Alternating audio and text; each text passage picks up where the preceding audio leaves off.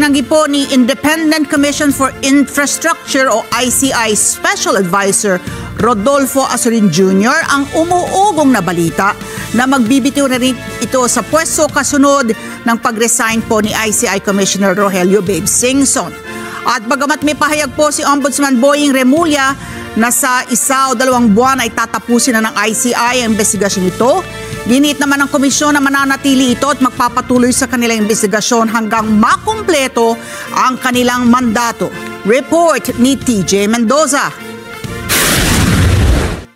Maaaring tumagal na lang ng 1 hanggang 2 buwan ang trabaho ng Independent Commission for Infrastructure o ICI.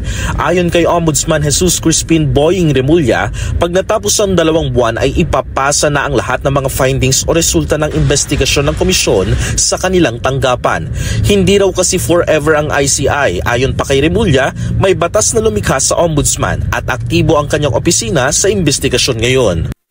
May paglilinaw naman riyan ng ICI. Sa pahayag ni ICI Executive Director Attorney Brian Keith Hosaka, sinabi nitong mananatili ang komisyon at magpapatuloy ang kanilang tungkulin hanggang makumpleto nito ang kanyang mandato o ma-dissolve ng Pangulo. Yan raw ang nakasaad sa EO 94 na bumubuo sa ICI. Okay lang, no problem. Yan naman ang sagot ni ICI Special Investigator Retired General Rodolfo Asurin Jr. nang amin siya makapanayam kung mangyayari kaya ang sinasabi ni Ombudsman Remulla. Ang ICI kasi is considered as an ad hoc na body na usually is 6 months ang duration niyan.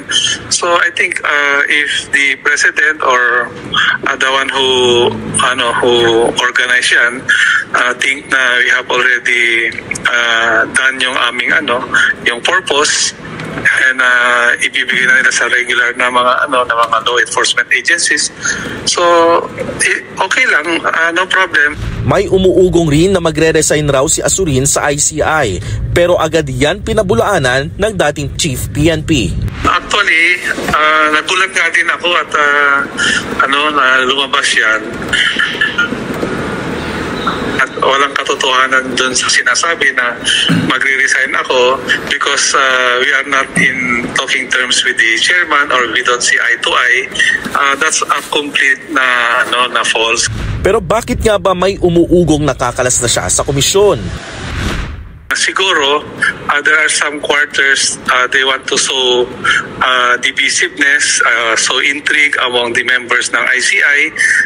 Palalabasin na kami nag-away-away na para lang sa ganun to justify na i-abolish siguro ang ICI. Dagdag pa ni Asurin, stress rin siya sa trabaho ng ICI kagaya ni outgoing Commissioner Rogelio Babe Singson, kahit siya pang pinakabata sa lahat ng nangunguna sa komisyon. Pero challenge daw yan sa kanya dahil maraming Pilipinong umaasa sa magiging resulta ng flood control probe. Si Asurin rin ang nagpapasahod ng sarili niyang tauhan na tumutulong sa ICI investigation noong mga nakaraang buwan. Paano ba naman kasi wala pa ring pondo ang komisyon? Pero ngayong araw lang din kinumpirma ni ICI spokesperson Attorney Brian Kitosaka na may Notice of Cash Allocation o NCA na ang ICI. Narelease na raw ng DBM kaninang umaga ang kanilang budget at nakikipag-ugnayan na raw sila sa Land Bank kung maaari nang magamit ang kanilang pondo. Kahit pa paano, medyo na-hamper din yung performance kasi nga unang-una is we can only contribute so much out of our resources and then we can only hire people based doon sa mga expectations na kasi hindi namin alam kung gaano ba kalaki yung budget na ibibigay sa amin. 41 million pesos ang inaprubahang budget ng Department of Budget and Management para sa ICI ngayong taon. Dinaing rin kasi ni dating Public Works Secretary Babe Singson ang kawalan ng budget ng ahensya. Aprobado nga raw ito pero tila nasa dyaryo lamang ang kanilang pondo. TJ Mendoza para sa Mata ng Agila. Matatag, matapang, matapat.